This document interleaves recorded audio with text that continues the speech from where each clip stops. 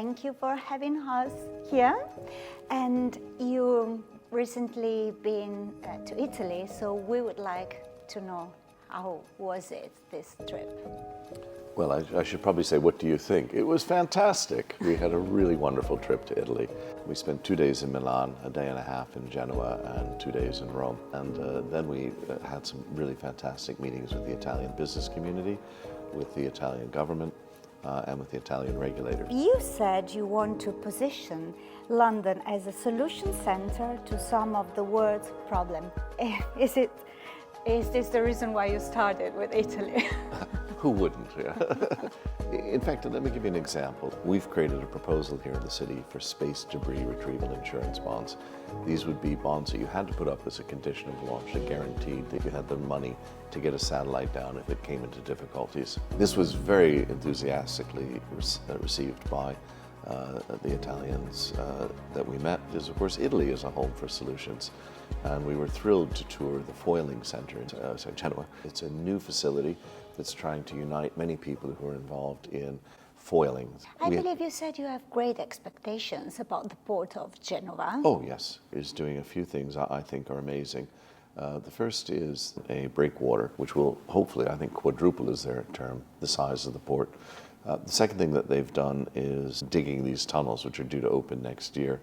What's important about those tunnels is they have a lower grade, so the quantity of freight that can be shipped on up into Switzerland, into Bavaria. Mm-hmm. So I believe that entire area of Liguria on up into Milan is going to get even better.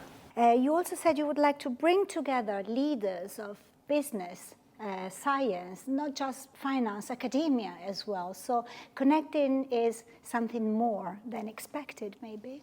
Well, that's very true. We're also doing a lot of work, for example, on ethical AI.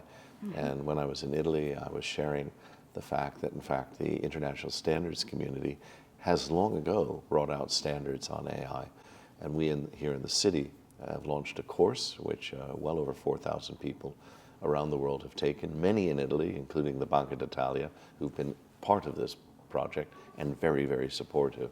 But you said you're connecting to the world, which is ambitious. I'm thinking about Italy because UK, correct me if I'm wrong, invests 18 billion into Italy, making this country the largest non-EU investor. But, you know, Brexit has happened. How are things going to develop? It just hasn't affected us quite the way that people anticipated. And I give you two facts. One is that our employment, we've created 130,000 new jobs over that 8-year period. And again, 8 years ago, we had just over 12% of assets under management globally, with 1% of the world's population. And we now have just under 15%. There are a couple of global trends that are positive. China is looking at increasing its share of pensions invested abroad, and they look at us as a giant switching house to do that. And I think this is good for the UK, and I think it's very good for Europe.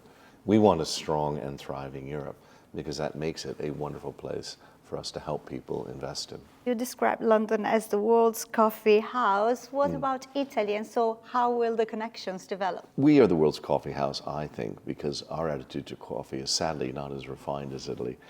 But in our day, they were always penny universities, because you could go there and meet anybody and learn. But we will always, always defer to Italy on what is a superior cup of coffee.